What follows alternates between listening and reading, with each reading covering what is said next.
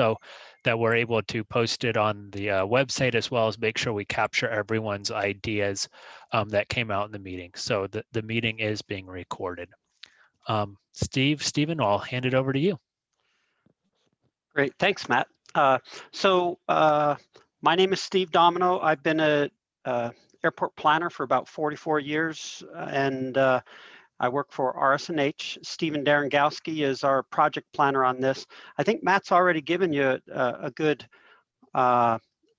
review of what the situation is and what the planning goals and objectives are. Generally, the airport has an interest in trying to solve some of the problems that it has in the north tie-down area. And so because some of those aircraft are within the runway protection zone, we also want to find a solution that tries to accommodate all of the aircraft that need to be displaced in an area on the west side.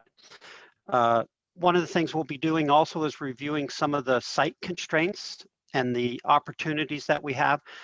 It's not a large area, but we need everyone to understand that the site isn't wide open. There are some limiting factors there that will limit how we are able to place aircraft. And then we also want to review what the future of the Midfield Air Park might be and some of the other adjacent issues. So this particular drawing, you can see where the Northeast Air Park is, the area within the runway protection zone. That is of interest here. Next, Stephen. So the area that we're looking at is just to the south of the tower and airport rescue and firefighting facility. Generally, it's the area on the lower side of this image. So it's in this area, the Midfield Air Park area. Although what we do want to make everyone aware of is that the airport is in the process of trying to acquire some additional property to the west of the Midfield Air Park. And so as we develop our concepts and plans, we need to make sure that somehow there's some connectivity between the two sites. Our effort is focused on the Midfield Air Park. This property is not owned. The adjacent property, the Jorgensen Forge site, is not owned by the airport yet. And so whether or not they're able to acquire it, we're not certain, but we know that it's on their radar to try to acquire. And so we want to make sure that the layout that we come up with somehow tries to provide for that connectivity. Matt mentioned that this is a visioning session. One of the other terms I like to use is a listening session. So what we're really trying to do is to get your input, listen to what your comments and ideas are, because once we hear what your thoughts are, that will help us as we plan, and it will guide our planning so that we're being responsive to what your needs are. Next slide, Stephen. Again, as we zoom in on the area, you can see that the area that we have to deal with is where there already exists some hangars and tie downs. Our goal here is not to impact what already exists there, but to try to take advantage and of areas to the north of the existing tie down and hangar area. So we're looking at this area of lot 13, and we're going to be trying to come up with concepts to relocate the displaced aircraft in this area, try to be the most efficient. We may also be looking at reconfiguring some of the existing tie downs to the extent that that may help improve efficiencies and maximize capacity of the area. Next slide. I think we're going to turn it over to Stephen to talk about some of the goals and planning objectives. Yeah, sure, Steve. I'd be more than happy to. So for every planning assignment that we work on, we want to make sure that we're establishing some key goals and some planning objectives. So one of the first goals is we want to make sure that we're correcting non-standard conditions at the airport and trying to maintain or improve the safety of operations. So as we kind of walk through, our goal is to find a way and find a solution to accommodate the displaced aircraft from the Northeast Air Park to the Midfield Air Park to resolve that non-standard condition. Additionally to that, we want to make sure that we're not creating any new non-standard conditions, which we'll walk through the site considerations here shortly. If there's any opportunities to enhance the efficiency of operations for the airport. Steve had touched on the Forge Jurgensen site as kind of a long-term ultimate development idea. However, we want to make sure that in the short term that those two plans are compatible. What we do in the short term doesn't hinder the airport's long-term vision.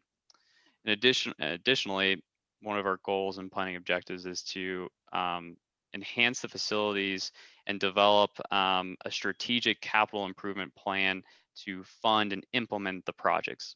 Some of the facility enhancements, such as pavement infrastructure, and some of the ideas and needs that we'll be talking about today, we'll make sure that we identify those and try to help program them into the CIP.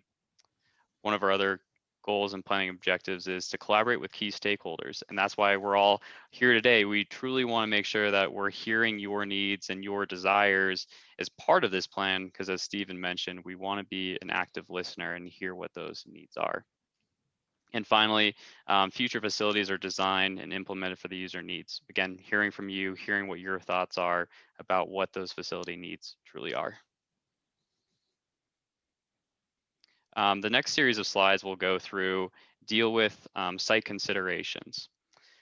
The first site consideration we want to discuss with you today is airfield and airspace design standards. When we think of a site, we kind of think about it as what is going to be the boundary for our puzzle that we're going to assemble as a collective group of individuals.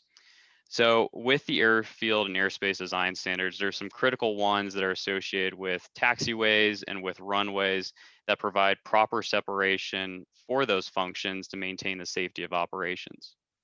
Each one of these red lines that you see on the screen have different limitations that are associated with each one and are important to recognize. So for instance, you'll see the first line furthest down to the screen, the taxiway B object-free area. This is a defined dimension by the FAA that sets the boundary for where objects can be in relation to a taxiing aircraft. So we'll want to make sure that that area remains clear of any objects that we're proposing as part of this site. The next one is the aircraft parking limit line. This is a defined dimension from the runway to a set dimension, which is 500 feet in this case, to make sure that aircraft aren't parked any closer to the runway. The next two are Part 77 imaginary surfaces. These two lines denote contours that are associated with the transitional surface, which the transitional surface goes up and away from the runway to protect the local airspace system. We want to make sure that we're not only protecting the persons and property on the ground, but also to maintaining a safe local airspace system. The next consideration would be the existing tenants that you have in this area. So we want to recognize those that are within the hangar, the helicopter operations, and then also too is kind of a long-term thinking is that the air traffic control tower is programmed within the master plan to possibly be relocated to another site, which could open the opportunity for further development in the future. The next consideration are the utility corridors. What we want to make sure is we're not just thinking about the things that we can see above ground, but also too giving those things that we may not necessarily be able to see, just with the naked eye. So some of the major utility corridors, such as the one that's along East Marginal Way, the stormwater line that crosses underneath it to a pump station that's on the left-hand side of the screen, and then also to a water quality vault that's just to the south of the air traffic control tower. We want to make sure that the plan that we develop integrates into the utility infrastructure and doesn't cause major conflicts between the two. Additionally, any environmental considerations, such as the landscape that's within the area, if there's a need to develop it further, to reduce it, we want to recognize if there's going to be any environmental needs in the future. So between Matt, Steve, and I, we've done a lot of introductions about the particular topic at hand, but truly we really want to hear from you. And this is the bulk of today's discussion, is we want to hear your ideas as to how you envision the midfield air park in the future with the displaced aircraft from the Northeast Air Park. So some topics to think about as well too, as you're sharing your ideas, is what sort of facility enhancements you would like to see in the midfield air park. What does user experience look like? What does a high level of service look like to you in terms of circulation, corridor paths to get you from the apron environment to the runway? Are there existing challenges that you're experiencing either in the Northeast Air Park or another portion of the airport that you would like to see the midfield air park try to address? And then finally, what does successful planning look like to you? What are some key attributes you think that are important to be incorporated into the plan? So I think with that, I would like to open it up to discussion. Also too, feel free to use the chat function through Zoom. There's also the little virtual hand if you want to raise your hand as well too. This is our time as a group to be collaborative, so feel free to share your thoughts and ideas. And everyone should be able to unmute themselves. And Ty, go ahead. Hey guys, good afternoon. My name is Ty Allen, and I am the FAC rep for the tower. So I had a couple of questions for you, since I noticed that you have our parking lot enclosed in your little plan. How are we going to gain access into the tower with these modifications? So I'll try to answer that.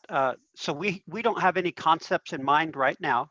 So one of the objectives is that we will not, or the goal is not to eliminate any of the amenities or things that tenants already have. What we're trying to do is relocate some here. So if we do impact access into the parking lot, there might be a proposal to relocate that access to the parking lot. Okay. And then I just wanted to bring up two other things for our pilots here to think about so that we can discuss it from a control tower perspective. With displacing all the aircraft onto the west side, since our traffic is increasing, it's going to place an increased workload and an increased time constraint on the pilots, because most of them are still going to end up landing on the east side of the runway or on the east runway, which means that we're going to have to do runway crossings and that type stuff, which will add an increased level of risk just to the operation to get them safely to the other side. And I think my other question for that one would be, how are we going to, or have you looked at the increased helicopter operations versus where these aircraft are going to be parked? So again, we don't have any preconceived notions, but we recognize your concerns about the runway crossings and the coordination with the pilots. Obviously, the major objective at any airport is to make sure it is operated always safely. With regard to the helicopter operations, we don't have any concepts developed, so we'll be looking at some ideas of where they would best be located to, again, maximize the number of aircraft that can be located over here, but also so that it doesn't impact their ability to operate. So we appreciate that, and we'll be looking at those items. Okay, and the last thing that I wanted to just throw out there was we definitely appreciate everybody at Northeast Parking. We love all of our airplanes up there. So thank you guys for your continued support and working with us through COVID and some of the staffing things that we've had over the last year. The control tower truly does appreciate all the pilots that we have at Boeing. You guys are great.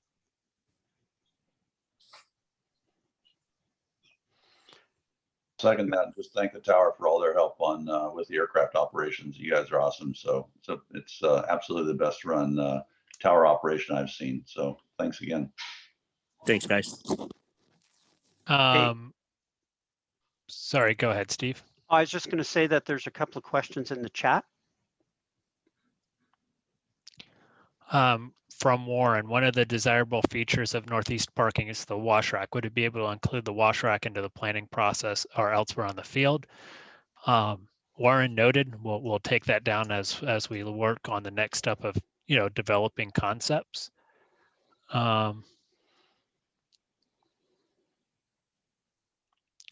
And Jeffrey, then over the last decade, the net number of GA airplane capacity has gone down, contrary to the mission statement.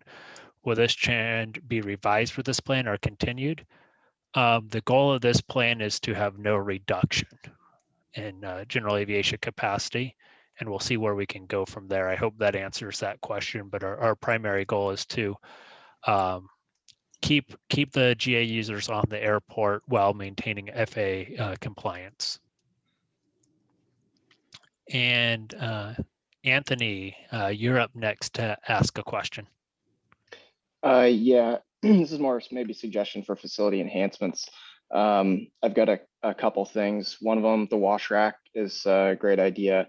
Secondly, can we get access, vehicle access to other parking locations within the field, for example, to drain oil or dump oil? I mean, currently, I think Southwest has a spot, but I'm not sure if any other locations have that.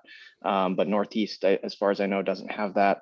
Additionally, I'm not sure where we have in Northeast, if anywhere, electrical outlets. I know Southwest also has that, at least on the ends of the hangars. The reason I know this is just because I used to park at Southwest and now I'm at Northeast. But if we could have electrical outlets located within the parking, or if there's already existing on those hangars, that'd be great. And then the last thing would be lighting. I'm not sure what lighting exists within this midfield area, but I know that Northeast, at least where my plane's at over there, doesn't seem to have a lot of lighting going on, but I know we need to accommodate quite a few planes, so putting up light poles might not be the best idea, but that was just another item. So I think that's all that I've got from my side. Thank you, Anthony. We got those ideas, suggestions down. Appreciate your comments there. Anyone else? I don't see any hands raised currently, but feel free to jump in and provide your input. I'll jump in and provide some input, and I'm one of the 8 Stevens that are on the call, so it's a pretty complicated call. I want to say that regarding electrical, you need to I think we need to include future capacity for electric powered aircraft, and I know it's something that is probably inevitable at some point in time, and will require some power, and being next to the power corridor would be useful, but it'd be a shame if we didn't think about that up front.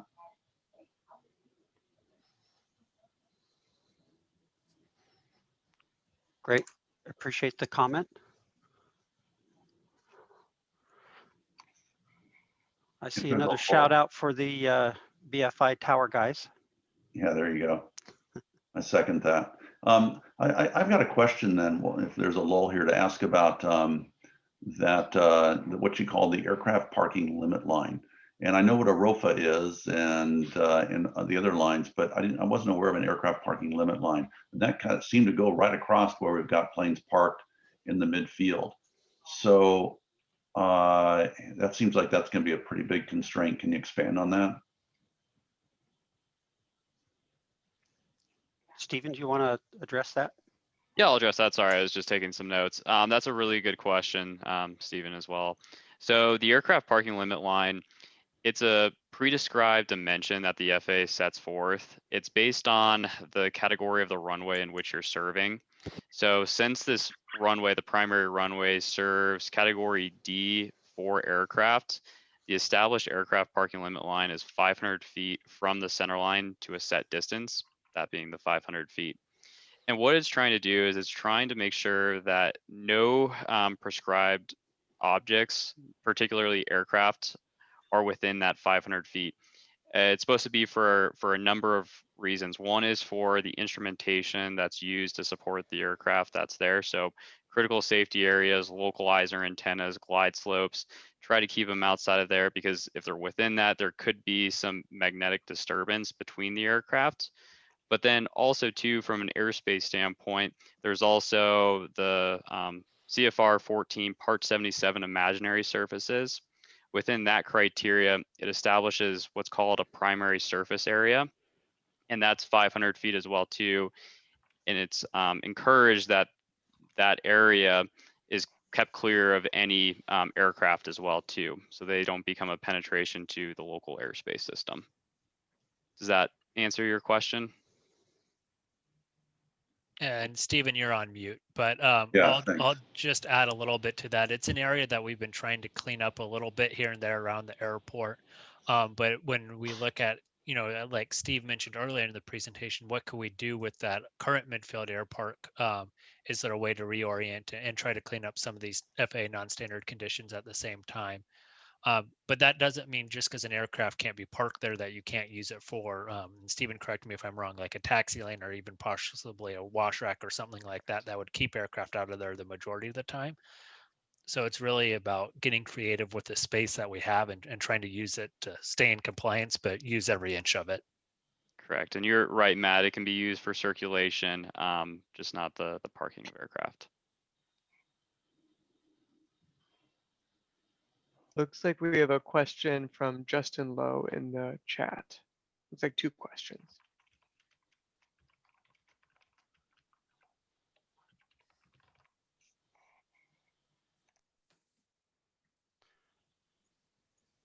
So from Justin, referencing the location west of East Marginal Way, is that a possible through the fence agreement? If so, what are the impacts and possible building hangar into the Lot 13 area? Does this prevent buildings or hangars from being built in the location, limited space to tie downs? I'll tackle that one from a land use perspective first, and then let Steve and Stephen tackle it from a design perspective. Currently, we don't own that property, but we do want to be cognizant that that property is something the airport's interested in. Although at this time, we don't know if that's going to be something that'll be non-aeronautical use, such as or like an area for the tower, or how that property would be used. We'll dive more into that once it's able to be acquired, but that's still fairly far off. Steve or Stephen, you have anything to add to that? Yeah, so ideally from a planning perspective, it's not immediately contiguous to the airfield. You've got East Marginal Way that cuts right through it. We know that Boeing provides some access across East Marginal Way, and they parked aircraft on west of the airfield. But that certainly presents a problem. And one of the things I look at as a planner, there would be a lot of cost, a lot of coordination to try to get access across there. Now, is it possible or feasible? Yes, it is. Is it preferred? We don't know yet, because we don't know how that property, one, if it's acquired, how it might be used. But from a planning perspective, my initial approach would be, what uses on the airport exist today that don't require airfield access might be better located in this property. So trying to identify, maybe this is where some offices go, or airport maintenance facilities, or things of that nature that don't need aircraft access to the airfield. So that's how I would approach it. That doesn't preclude the idea that maybe there's a ability to connect it, but again, that's a complicated task to achieve. I'll leave it at that for now, unless you have some follow-up questions. Stephen, do you have anything to offer? I think the only other thing I would add on to that is, when we're looking at planning, we're trying to provide connectivity to the airfield, is we're also trying to look at optimizing the space that you have, and trying to look at opportunities to either make it more efficient, optimize the existing land that you have that already provides that connectivity. And once you've kind of done that task, then it becomes looking at long-term future land use planning at that point. And to touch on your second point, Justin, on the public viewing lot, something we'll definitely take down as a note and see what we can do. I know that we're currently working on a pathway with SDOT up around the Rosso site and looking at seeing what we can do for aircraft viewing up around that area. But you are right, that used to be a viewing lot. And I know a lot of people came out to the airport to take pictures in the lot. So something we definitely need to consider. So thank you.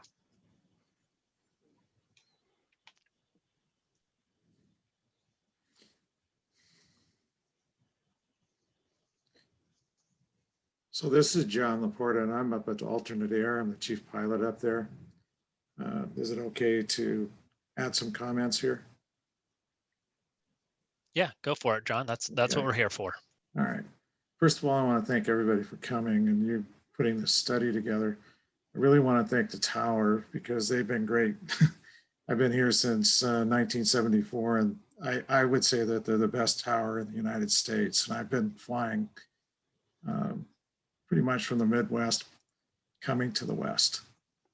So with that, since we don't have the property that we're looking at, is the long-term plan to keep the existing GA spaces like northeast parking, southeast parking until we get the opportunity to purchase the property?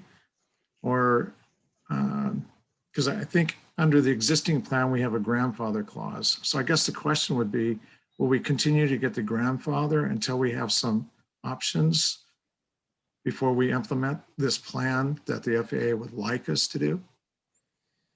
So John, I should have let off with that, and that's a very good question. So we own the property at lot 13 in the Midfield Air Park. So the first area of focus on the plan is an area that we do own. We don't currently own the property on the other side of East Marginal Way. So that would be kind of phase 2 further out into the future. But yes, originally as part of the master plan, that FAA was not as open as they currently are about working with us to get what's called a runway protection zone waiver. And in order to get that waiver to allow aircraft to stay in there, we would have to show a plan of what we're looking to do and how we're looking to fix the problem and when we're looking to solve it by. From my understanding, working with them, and that's what we're doing here. So the idea would be that we would keep folks where they're at and then try to, just say, okay, the lights are turned on, go ahead and relocate your aircraft. That would be the ultimate plan. Okay. Now, is the midfield parking, is it able to accommodate all of the aircraft at southeast and northeast parking currently? So the southeast parking is actually leased out to Leading Edge. They just changed their name, Leading Edge. And this area, we're really focusing on the northeast folks that are, would be displaced by the FAA compatibility issues. Okay, so what you're saying is the northeast parking could fit in the midfield parking area. Don't know that for sure yet. This is just a visioning session. And Stephen can talk a little bit more about what the next steps are if you would like, but that will kind of come out as we start looking at alternatives. But kind of just a couple of the things that, looking for in this too is, do the spaces size currently work? Do we need space for twins? That kind of thing. So when we're moving into those next steps, we're really starting to get an idea of how to put those puzzle pieces together like Stephen was talking about. Steve or Stephen, do you have anything else to add on that? I do. So as Matt mentioned, the FAA's approach to addressing non-standard conditions is to come up with a plan that shows a solution and then work toward that solution. So I think what the airport's identified is a number of tie downs in the Northeast area that are within the RPZ. What we will do is and we're pretty good at developing efficient plans based on all the constraints that we have, but we will come up with probably 2 or 3. If there's more than that, we'll try to come up with more, but different options or ideas or alternatives of how aircraft can be placed, where they would be placed, perhaps where the helicopter activity would be placed. we haven't even started looking at it, but we'll come up with ideas. If we find out that we're impacting 25 tie downs in the Northeast Air Park and we can only fit 15 aircraft here, then perhaps one of the approaches, and I would encourage the airport to look at this, is to work with the FAA to say, okay, we've got 25 positions that need to be relocated. We only have space for 15, so let's relocate those 15 and see if the FAA is willing to accept the other tie downs remaining, or whether the FAA will say, no, they have to be relocated. So we'll come up with options. We'll be able to identify the number of spaces we're able to accommodate in total. Again, as Matt mentioned, the goal is no reduction in the number of tie downs, and we'll present those to the stakeholders as well as the FAA and try to negotiate with them from there. Well, I know Brad at Alternate Air needs a hangar, so would he have a hangar space in the midfield section area? We're not aware of any requirements to provide additional hangars at this point. If there's a need to provide that, we'll find out if that's an option.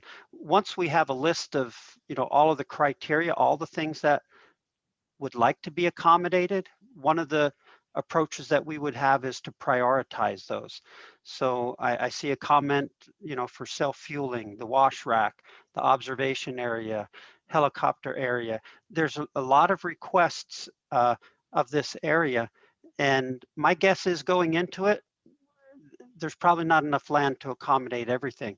So one of our approaches would be to work with the airport and the stakeholders to identify, okay, what are the highest priorities that we need to address first, and then come up with plans that show, here's a plan that shows a wash rack area, but it's in place of 2 additional aircraft tie downs. And we may be looking at different options like that.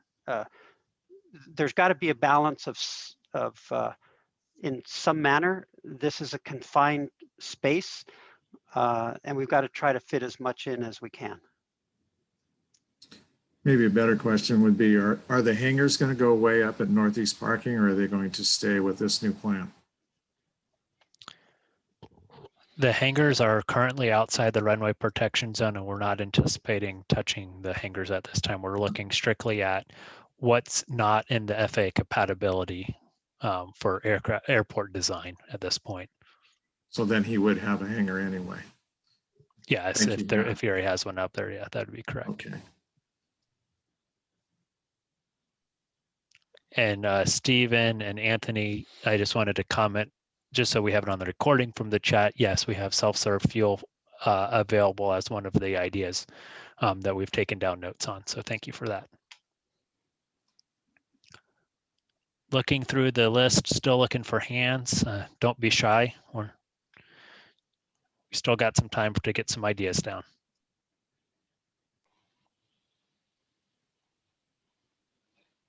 Can I ask what, all ideas are coming in here, what that space in the top left of the diagram that shows some kind of empty space just to the west of that first group of hangars, what is that used for? I think are you talking about this area? Yeah, that area. Yeah, I think that's taxiway into, and we don't know this yet because I don't have drawings of these hangars. I'm thinking these are nested T's, and it looks like from the drawing that may be a taxi lane that goes into hangars on the west side. You Matt, is are that exactly correct, Steve. That is a taxi lane to get into those hangars, as well as the end of the hangars kind of facing east-west. And then there's a car park up there that's very heavily utilized by the customers in these hangars, especially the helicopter folks. It's a fairly full car park. Ty, access from the road to the taxi lanes. Would you mind expanding a little bit on that? Answering your question. Oh, I was okay. just answering his question. Ah, Oh, Thanks. Because that's also the gate that we have to use to get in when the one that's south of the tower is broken. So I know that that gate is used a lot by CARF and the controllers. oh, the controllers as well. Okay. I also see a question from Warren about the timeline. What's the timeline for these changes?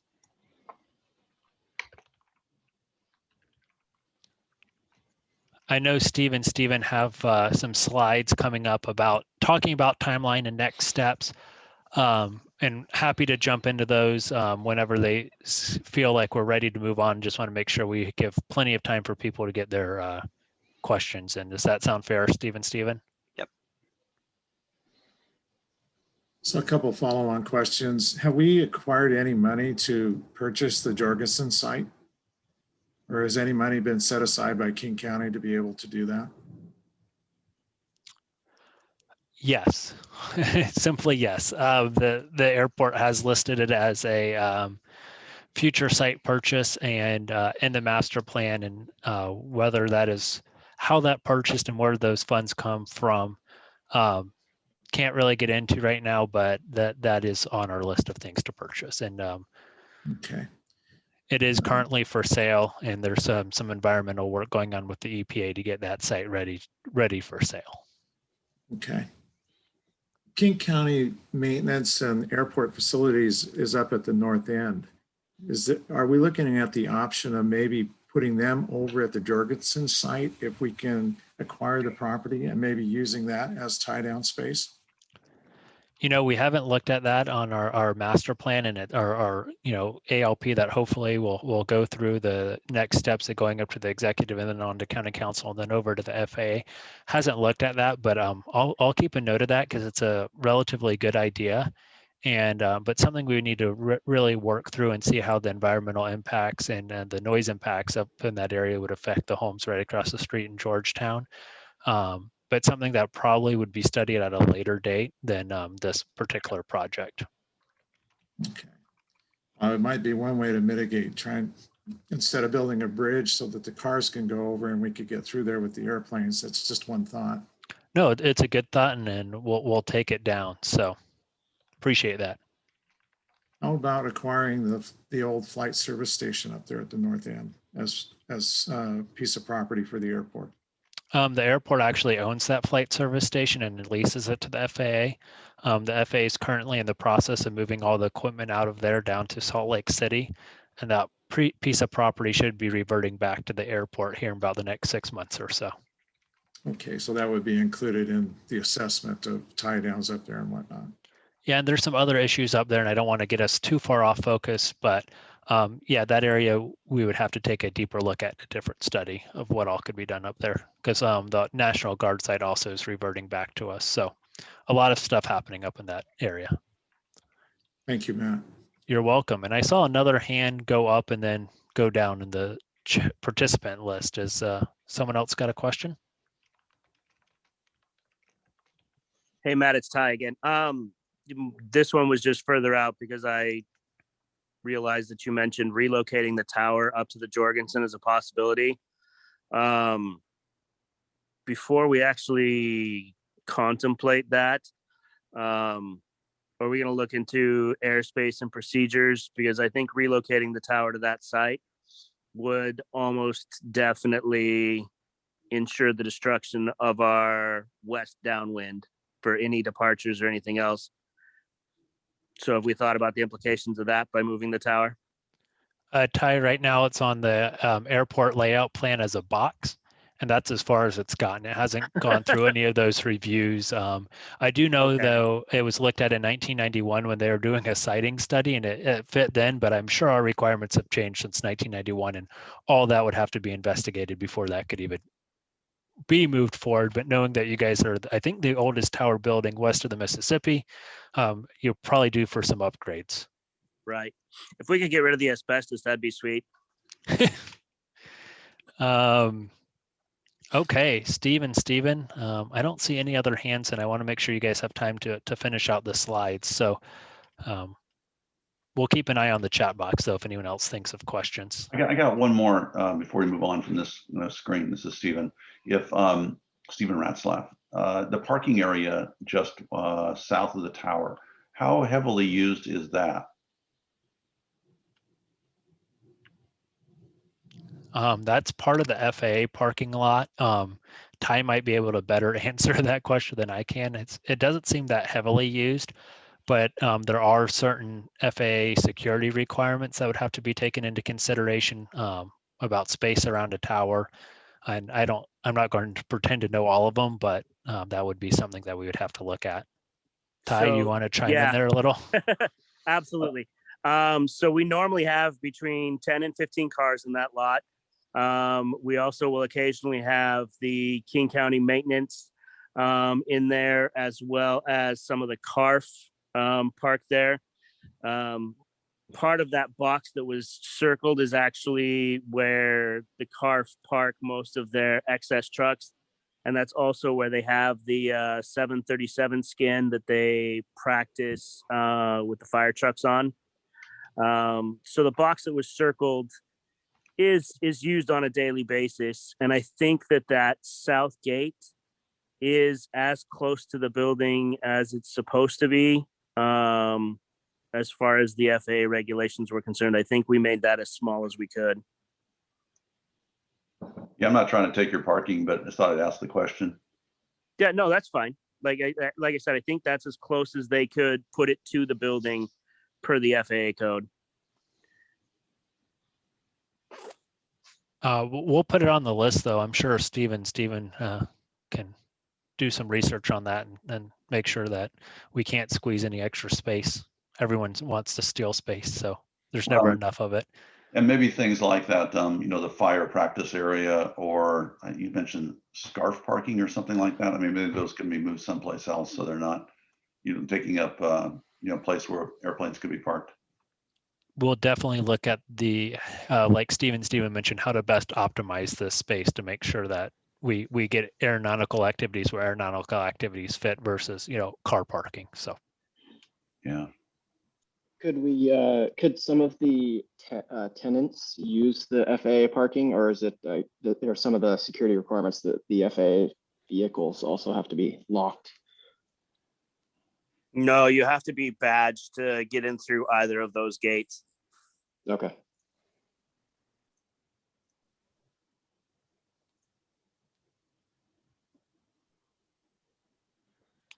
Okay, Stephen, turn it back over to you to continue on kind of what our next steps will be.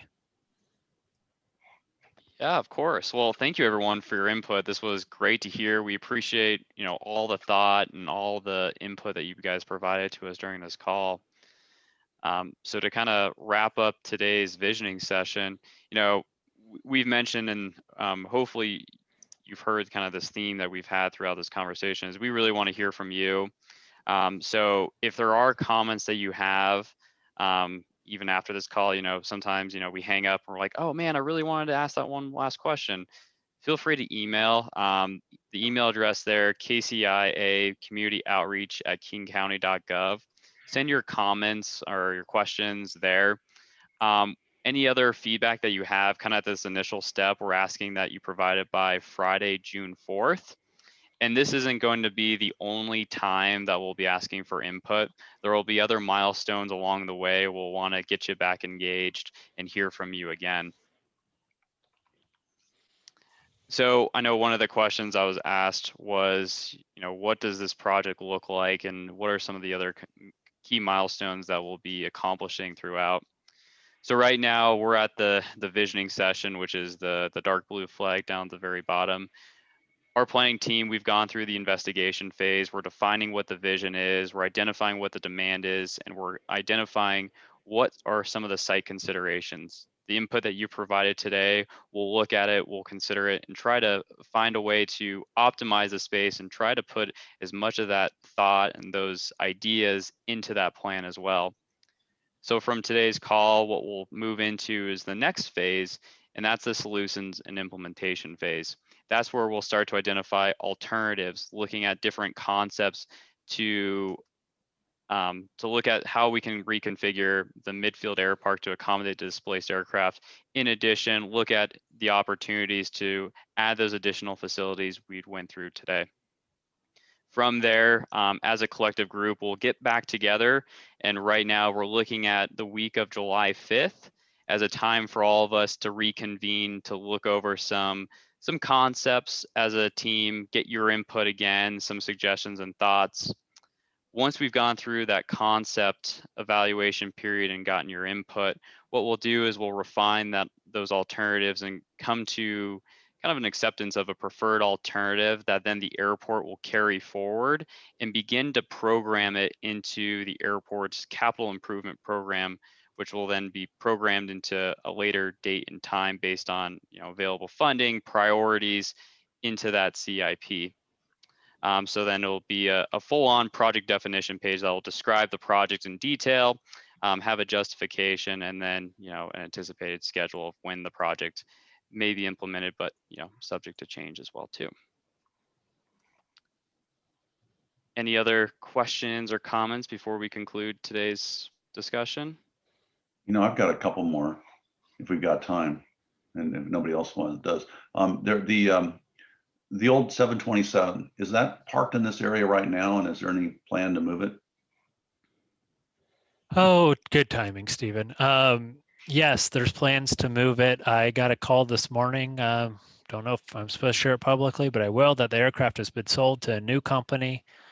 So right now we're working through that, but our goal is to have that out of here in the next few months. So it shouldn't have any impact on this project, because like Stephen Darengowski mentioned, the idea to get this is basically to develop, we call it a one pager, they call it a project definition page, but what that does is it puts it in the airport's plan. And when we're looking at what projects we're going to fund, and we do it in what's known as a biennium. So we're looking, this year for 2023, 2024 projects to see which ones make the cut. And then from there, that project starts kicking off with, additional planning, design, environmental, and then you get to construction. So the 727 should be long gone before we get to that part. Okay, excellent.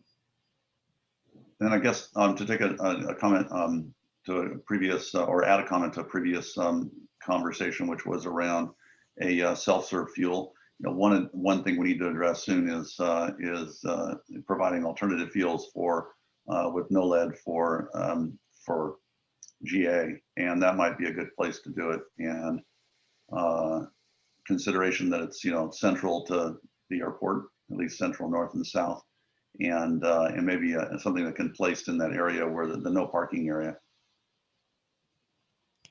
Yeah, we'll see what Stephen dig out for where that might be able to be placed. I'll give them the puzzle challenge, but definitely on the non-leaded fuel, something we definitely are trying to stay on top of. Just really waiting, FAA direction on that. I know they've been doing research on that for, it seems like, forever. But with you guys, Stephen, and the Friends of Boeing Field, the AOPA, the NBAA, we want to be on the leading edge of anything we can be. Yeah. So we'll take that comment into consideration as well. Yeah, thanks, Matt. And I also liked, I don't remember if it was you or somebody else that talked about, electric aircraft and, taking the opportunity to provide power for potential electric aircraft, because they're coming. Yep.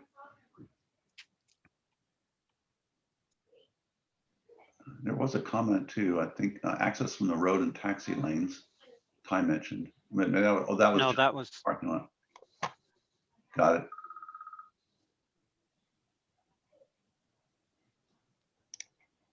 Any other comments for us before we conclude and start next steps? We're also going to have another meeting at 5 p.m. So if you forgot something and want to jump on and hear it all over again, you're more than welcome to come at 5. Like Stephen said, if we end and you think of something, we're always available by email, phone call. You guys know how to get a hold of us. So. Excellent. Well, I just want to say I applaud you guys for looking for ways to to address the displaced aircraft and also provide additional capacity for GA. So this is exciting to see, and I think encouraging for everyone that's the pilot or tenant at Boeing Field. Nice work. Well, thank you. And Steven, did you guys have anything else before we conclude?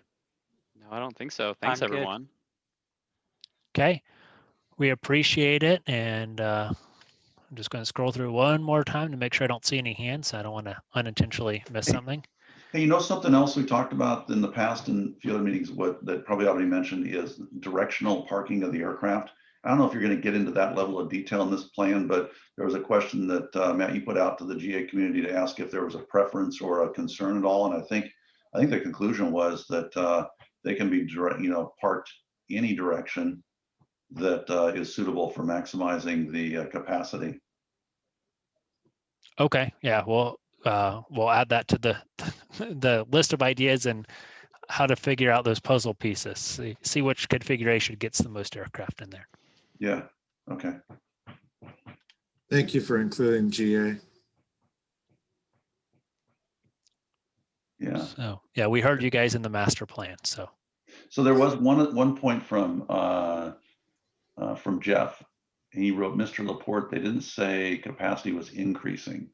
So I guess, is that a consideration to increase, or is it to keep it as is?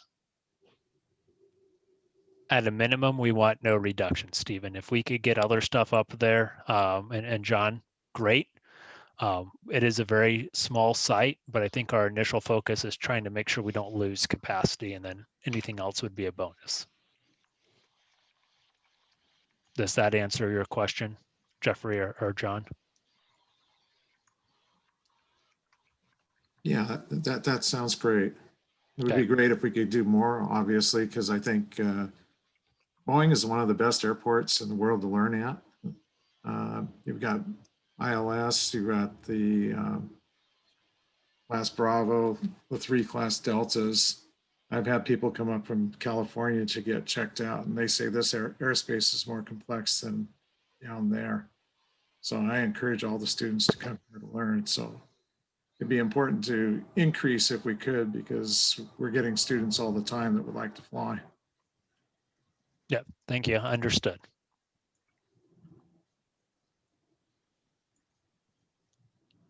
Okay, well, if no one has anything, I don't like to sit on the calls just to hear silence, but we'll go ahead and end about 4 or 5 minutes early. But like I said, please reach out with other questions, comments, suggestions, ideas, anything you got, reach out, phone, email, come see me in person. Happy to chat about this as it's an important concept, and we really want to develop a strong project definition sheet that we can, try to get into the CIP and work with the FAA to get, stuff moved over to be compliant and keep folks here at Boeing Field. So really appreciate everyone's time today. And with that, we will go ahead and conclude. And thanks, everyone. Have a good day. Thank you. Thank you all. Bye, everybody.